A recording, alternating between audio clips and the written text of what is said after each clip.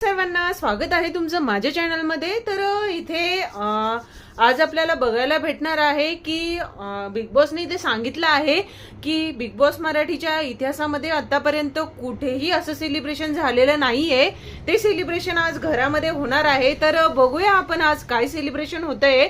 तर प्रत्येक सीझन मध्ये वेगवेगळं सेलिब्रेशन होत असतं एंडिंगला, म्हणजे जेव्हा शो संपत येतो त्यावेळेला काही ना काही होत असतं। परंतु आज आपल्याला बघायला भेटणार आहे घरात बहुतेक वेगवेगळे पाहुणे येणार आहे आणि जे काही पाहुणे येणार आहेत त्यांच्यासोबतच हे सेलिब्रेशन होऊ शकतंय। तर आतापर्यंत तर घरामध्ये अंकिता सूरज हे खूप छान खेळत आहेत आणि इथे सांगायचं जर झालं तर बिग बॉस मराठीच्या आताच्या म्हणजे इतिहासामध्ये जे काही नाही घडलेलं ते होणार आहे असंच बिग बॉसचं म्हणणं आहे।